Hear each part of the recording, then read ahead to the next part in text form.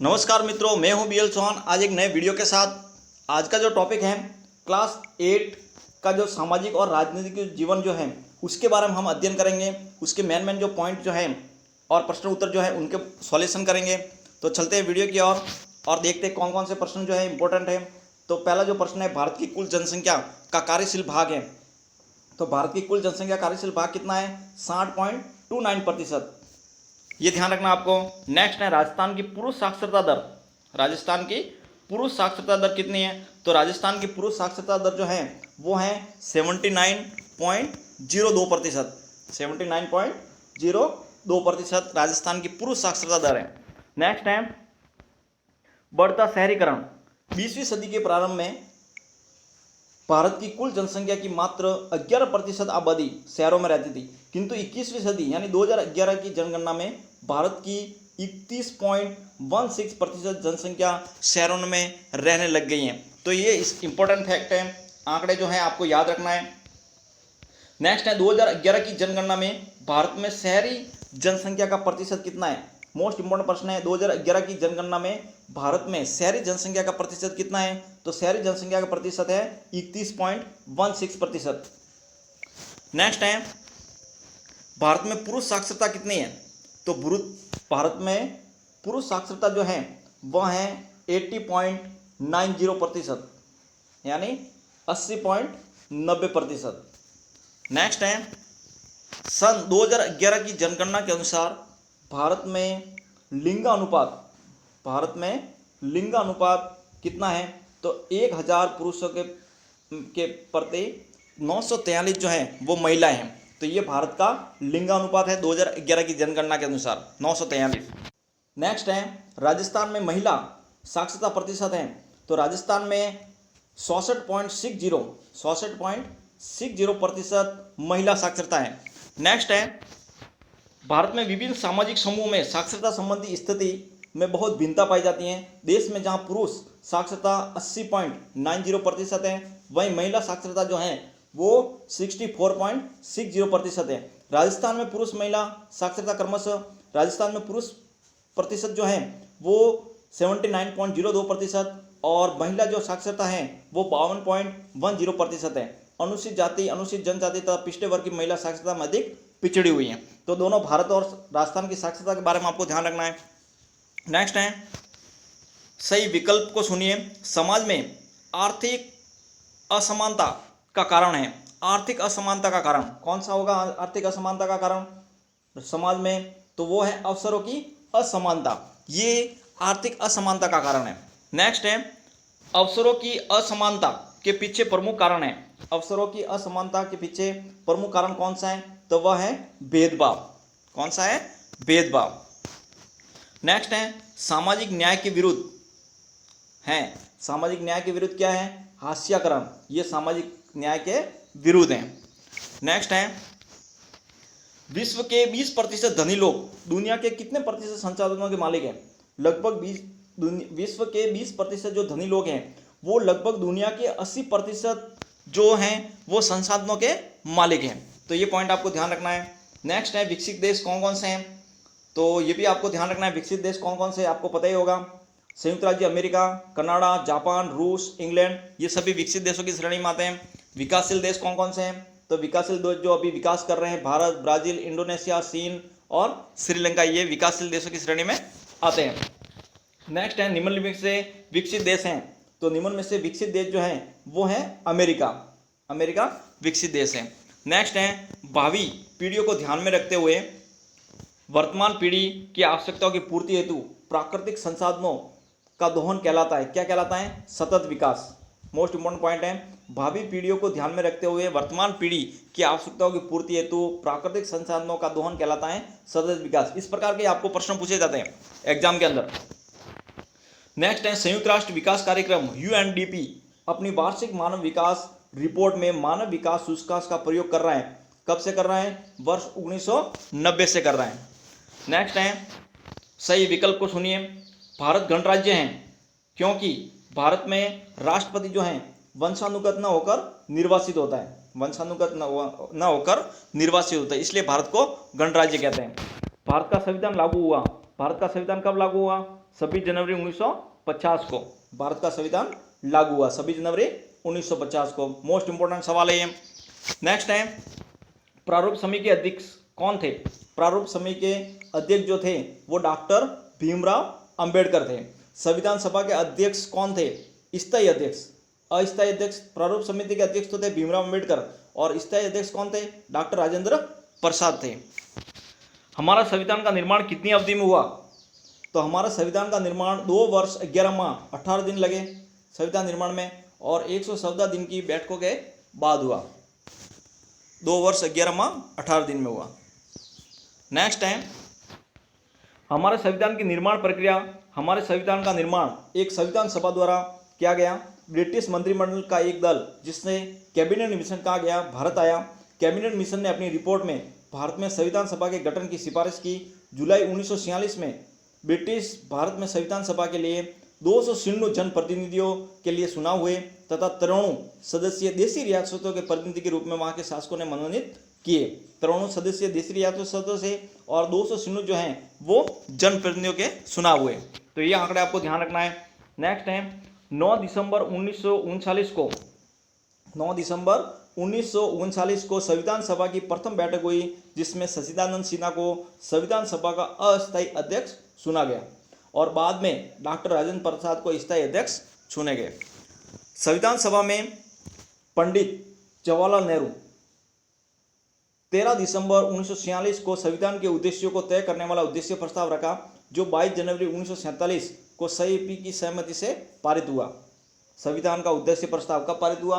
22 जनवरी 1947 को। संविधान सभा ने एक प्रारूप समिति बनाई जिसके अध्यक्ष कौन थे? डॉक्टर भीमराव अंबेडकर। इस प्रारूप समिति ने भारतीय संविधान के प्रारूप को तय करने का महत्वपूर्ण कार्य किया। नेक्स्ट है, 26 जनवरी 1950 को संविधान को देश में लागू कर दिया गया। 26 जनवरी 1950 को। सबसे लंबा लिखित संविधान। हमारा संविधान विश्व का सबसे लंबा एवं लिखित संविधान है। मूल रूप से संविधान में एक प्रस्तावना, 395 अनुच्छेद, 8 अनुसूचियां हैं। विभिन्न परिवर्तनों के बाद वर्तमान में सन 2016 में इसमें 12 अनुसूचियां हैं। 2016 से 12 अनुसूचियां, लेकिन जब संविधान का निर्माण हुआ उस समय 395 अनुच्छेद और 8 अनुसूचियां थी। प्रस्तावना, हमारे संविधान में प्रस्तावना को सम्मिलित किया गया। ये प्रस्तावना संविधान का भाग है, ये संविधान का सार है और भाग है। तो ये आपको ध्यान रखना है।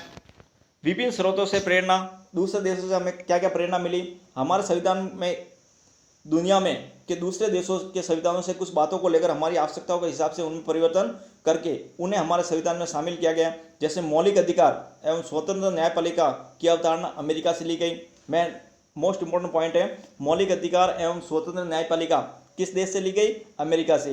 राज्य के नीति निर्देशक तत्व आयरलैंड से लिए गए और संसदीय शासन व्यवस्था जो है वो ब्रिटेन के संविधान से ली गई। तो ये मुख्य जो फैक्ट है उनको ध्यान में रखना है आपको। नेक्स्ट है, भारत का संविधान नहीं है। तो भारत का संविधान जो है वो अलिखित नहीं है, लिखित है। नेक्स्ट है, भारतीय संविधान सभा में प्रारूप समिति के अध्यक्ष कौन थे? अभी पढ़ा हमने। भारतीय संविधान सभा में प्रारूप समिति के अध्यक्ष जो थे वो डॉक्टर भीमराव अंबेडकर थे। भारत में वोट देने की न्यूनतम आयु कितनी है? पता ही होगा आपको। भारत में वोट देने की आयु जो है न्यूनतम जो है वो 18 वर्ष है। नेक्स्ट है, भारतीय संविधान सभा के अध्यक्ष थे, कौन थे? भारतीय संविधान सभा के स्थायी अध्यक्ष कौन थे? डॉक्टर राजेंद्र प्रसाद, जो स्थायी अध्यक्ष बनाया गया था इनको। नेक्स्ट है, अलिखित संविधान का उदाहरण है। अलिखित संविधान कहाँ का, कौन सा देश है? तो अलिखित जो संविधान जो है वो ब्रिटिश संविधान है जो अलिखित है। नेक्स्ट है, वर्तमान सन 2016 में भारतीय संविधान में अनुसूचियां हैं। पहले कितने थी? संविधान बना तब 8 अनुसूचियां थी, लेकिन 2016 के बाद कितनी अनुसूचियां हो गई? 12 अनुसूचियां। हमारे संविधान में नागरिकता प्रदान की गई है। तो कितनी नागरिकता प्रदान? इकरी नागरिकता, एक ही नागरिकता है, भारतीय है। भारतीय संविधान में नागरिकों को 6 मूल अधिकार प्रदान किए गए। कितने प्रदान किए गए? 6 मूल अधिकार।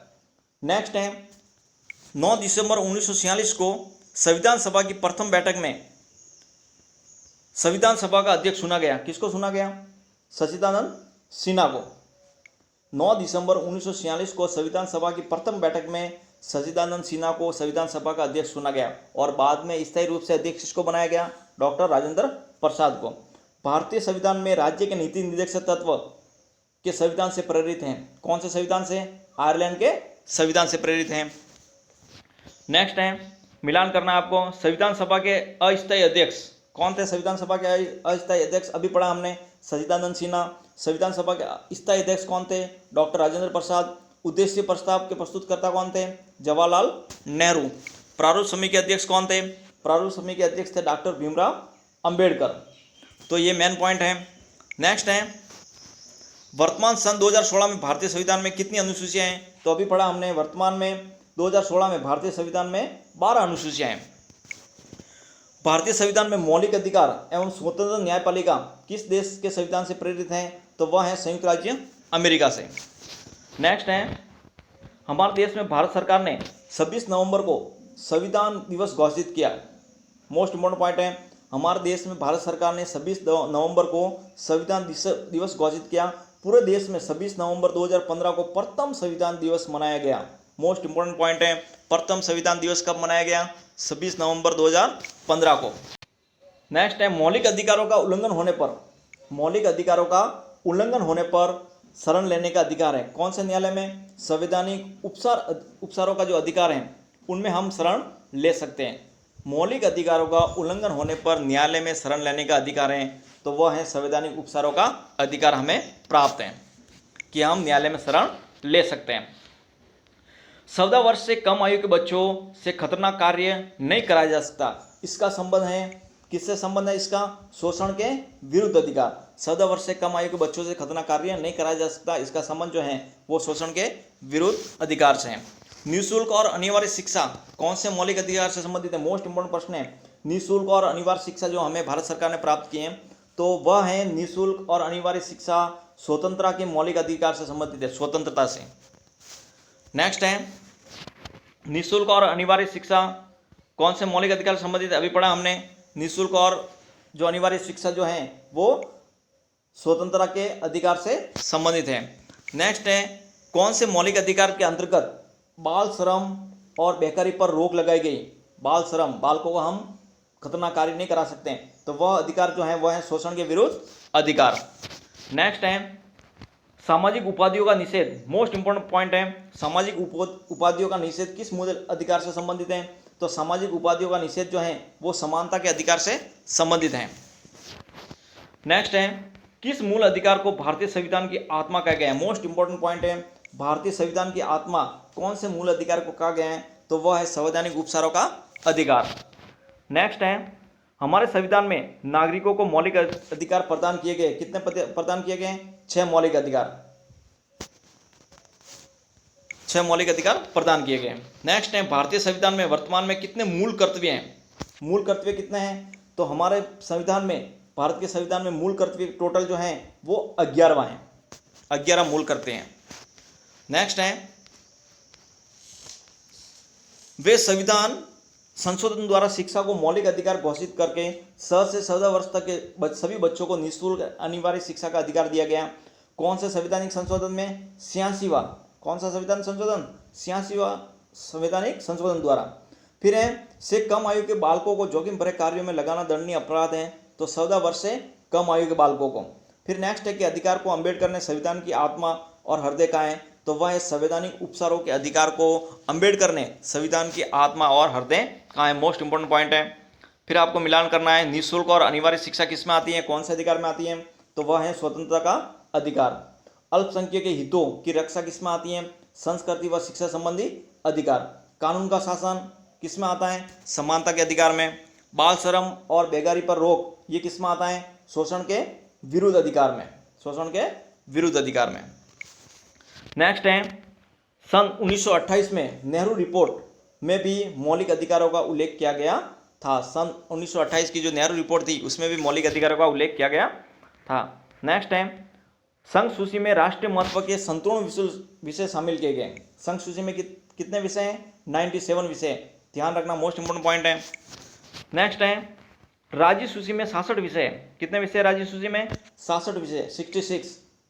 राज्य सूची में। स्थानीय महत्व के विषय इस सूची में रखे गए हैं, जैसे स्थानीय सुशासन, पुलिस, जेल, न्याय, सार्वजनिक स्वास्थ्य, कृषि, सिंचाई, सड़कें आदि।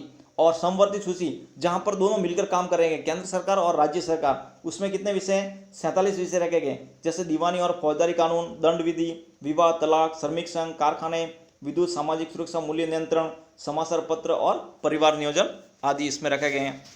नेक्स्ट है आपको समझना थोड़ा इसको लोकसभा और राज्यसभा के बारे में। तो लोकसभा और राज्यसभा के बारे में समझ लीजिए। अधिकतम सदस्य संख्या लोकसभा में कितनी होनी चाहिए? 552। राज्यसभा में अधिकतम संख्या कितनी होनी चाहिए? 250। वर्तमान सदस्य संख्या कितनी है? 545 तो लोकसभा में है और 250 है राज्यसभा में। नेक्स्ट है सदस्य बनने के लिए न्यूनतम आयु लोकसभा के लिए कितनी चाहिए? 25 वर्ष, लेकिन राज्यसभा के लिए न्यूनतम आयु कितनी होनी चाहिए? 30 वर्ष होनी चाहिए। नेक्स्ट है राजस्थान से सदस्यों की संख्या लोकसभा में कितनी है? राजस्थान से सदस्यों की संख्या तो वो है 25, और राज्यसभा की जो सदस्यों की संख्या है राजस्थान से वह है 10 संख्या। कितनी है? 10। कार्यकाल लोकसभा का कार्यकाल कितना होता है? 5 वर्ष होता है। राज्यसभा का कार्यकाल कितना होता है? 6 वर्ष होता है। तो ये इंपॉर्टेंट फैक्ट है, ध्यान रखना आपको। नेक्स्ट है भारत के राष्ट्रपति और कार्यकाल। तो कब, कौन और कहाँ पर थे, कितने समय तक रहे थे, तो ये इनके बारे में जानकारी है, वो आप इसको पढ़ लेना आराम से और समझ लेना। डॉक्टर राजेंद्र प्रसाद 26 जनवरी 1950 से 13 मई 1962। डॉक्टर सर्वपल्ली राधाकृष्णन कब रहे थे? 13 मई 1962 से 13 मई 1967। आपको इसमें ये देखना है कि सबसे कम कार्यकाल किसका रहा है और सबसे ज़्यादा कार्यकाल किसका रहा है, ये भी देखना है। इसको साथ साथ डॉक्टर जाकिर हुसैन कब से कब तक रहे थे? 13 मई 1967 से 3 मई 1969। वी गिरी 3 मई 1969 से 20 जुलाई 1969। मोहम्मद हिदायतुल्लाह कार्यवाहक जो थे, कार्यवाहक कौन कौन थे, किस समय थे, ये भी आपको ध्यान रखना है। 20 जुलाई 1969 से 26 अगस्त 1969 तक ये कार्यवाहक रहे थे। वी गिरी वापस कब आए थे? 26 अगस्त 1969 से 26 अगस्त 1976 तक। डॉक्टर फखरुद्दीन अली अहमद ये कब थे?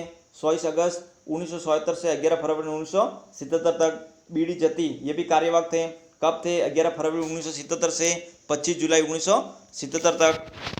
नेक्स्ट है अगस्त 1977 तक ये रहे थे बीडी जत्ती। और डॉक्टर फखरुद्दीन अली अहमद ये हमने पढ़ लिया है। फिर है नीलम संजीव रेड्डी 25 जुलाई 1977 से 25 जुलाई 1982 तक। ज्ञानी जैल सिंह कब से कब तक रहे थे? 25 जुलाई 1982 से 25 जुलाई 1987। आर वेंकटरमन 25 जुलाई 1987 से जुलाई 1992। डॉक्टर शंकरदयाल शर्मा 25 जुलाई 1992 से जुलाई 1997। डॉक्टर आर के नारायण 25 जुलाई 1997 से 25 जुलाई 2002। डॉक्टर एपीजे अब्दुल कलाम 25 जुलाई 2002 से 25 जुलाई 2007 तक। श्रीमती प्रतिभा पाटिल जो पहली राष्ट्रपति थी महिला 25 जुलाई 2007 से 25 जुलाई 2012। श्री प्रणब मुखर्जी 25 जुलाई 2012 से 2017 तक रहे थे जुलाई। और श्री रामनाथ कोविंद जो हैं वो हमारे वर्तमान राष्ट्रपति हैं जो 25 जुलाई 2017 से अब तक निरंतर चल रहे हैं। तो ये इसमें आपको ध्यान रखना राष्ट्रपति के बारे में। नेक्स्ट है सही विकल्प को सुनिए। संघात्मक व्यवस्था की विशेषता है, संघात्मक व्यवस्था की विशेषताएं। तो संघात्मक व्यवस्था की विशेषता क्या है? शक्तियों का बंटवारा, शक्तियों का विभाजन। नेक्स्ट है संसद का अंग नहीं है। तो राज्यपाल जो हैं वो संसद का अंग नहीं होता है। बाकी राज्यसभा, लोकसभा और राष्ट्रपति ये तीनों जो है वो संसद के अंग होते हैं। राज्यपाल इसमें नहीं है, राज्यपाल, ठीक है ना। नेक्स्ट है राष्ट्रपति लोकसभा में कितने सदस्य मनोनीत करता है? तो राष्ट्रपति जो लोकसभा में जो है वो 2 सदस्य मनोनीत करता है। मोस्ट इम्पोर्टेंट पॉइंट है, 2 सदस्यों को वो मनोनीत कर सकता है।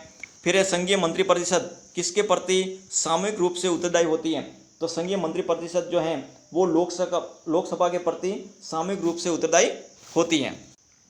नेक्स्ट है निम्न में से कौन सा संघात्मक व्यवस्था का लक्षण नहीं है?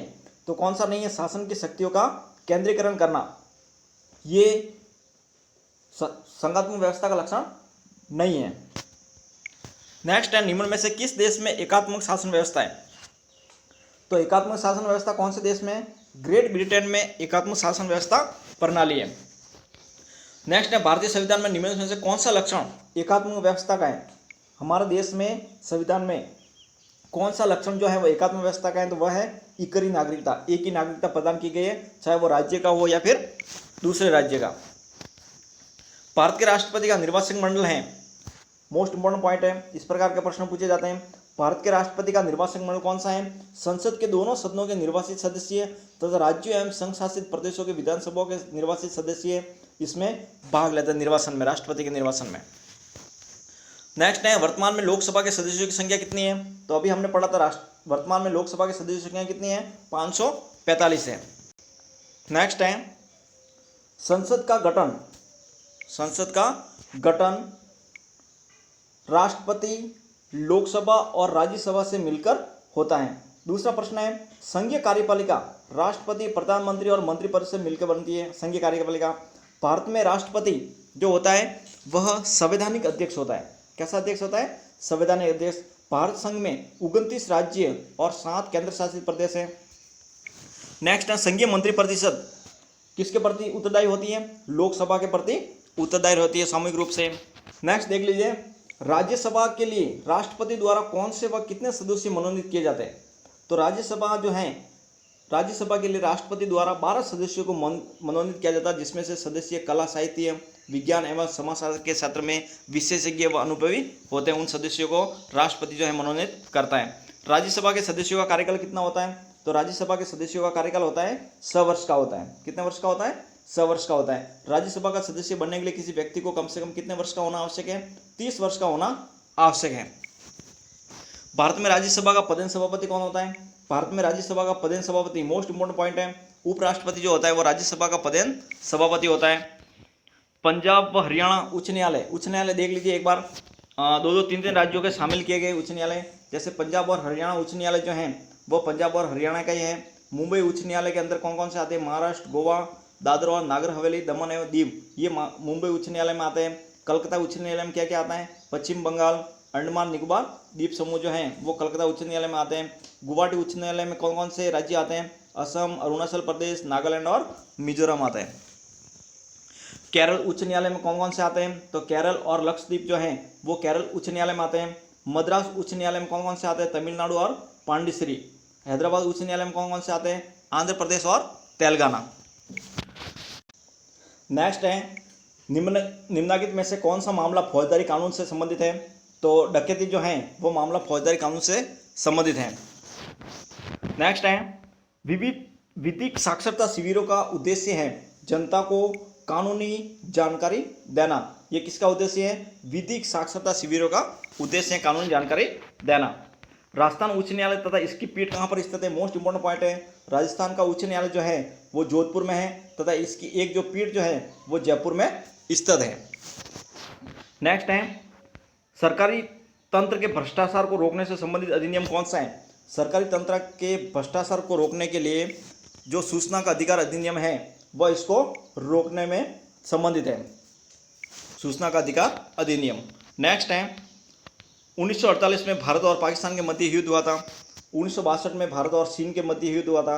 1965 में भारत और पाकिस्तान के मध्य युद्ध हुआ था और 1971 में भारत और पाकिस्तान के मध्य युद्ध हुआ था। 1999 में भारत और पाकिस्तान के मध्य कारगिल युद्ध के नाम से हुआ था। तो ये भी आपको फैक्ट ध्यान रखना है। देश के निर्माण के लिए आवश्यक है, तो देश के निर्माण के लिए क्या आवश्यक है? देश के निर्माण के लिए उपयुक्त सभी सरकार होनी चाहिए, भूमि, जनसंख्या, उपयुक्त सभी, ये देश के निर्माण के लिए आवश्यक है। नेक्स्ट है अग्नि नामक हथियार हैं, मोस्ट इंपोर्टेंट पॉइंट है। अग्नि नामक जो हथियार जो हैं वह क्या है? वह प्रेक्षपात्र है। कौन सा है? प्रेक्षपात्र। नेक्स्ट है निम्नलिखित वाक्यों में रिक्त स्थानों की पूर्ति कीजिए। भारतीय सेना आकाशीय सीमाओं की निगरानी रखता है। आकाशीय सीमाओं में कौन निगरानी रखता है? भारतीय वायुसेना। भारत का जो राष्ट्रपति जो होता है वह तीनों सेनाओं का सर्वोच्च सेनापति होता है। प्रथम परिवर्तन चक्र किसको प्रदान किया गया था? तो मेजर सोमनाथ शर्मा को, मोस्ट इंपोर्टेंट पॉइंट है, को प्रथम परमवीर चक्र प्रदान किया गया था। भारत के पश्चिम में स्थित पड़ोसी देश कौन सा है? तो भारत के पश्चिम में जो है स्थित पड़ोसी देश है वो है पाकिस्तान है। चीन से आए दिन भारत की सीमा का उल्लंघन करता आ रहा है। कौन सी सीमा का? उत्तरी पूर्वी सीमा का चीन हमेशा उल्लंघन करता है भारत की। नेक्स्ट है, देश के सामान्य नागरिक किस संगठन से जुड़कर सहयोग कर सकते हैं? देश के सामान्य नागरिक जो हैं वो नागरिक सुरक्षा दल से जुड़कर देश के लिए सहयोग कर सकते हैं। कौन कौन से हैं? तो भारत के प्रमुख जो सुरक्षा कवच हैं वह है सुकोई 30 MKI, BrahMos missile, INS Vikramaditya, T-90S Bhishma tank, INS शक्र 2, ये भारत के प्रमुख सुरक्षा कवच है।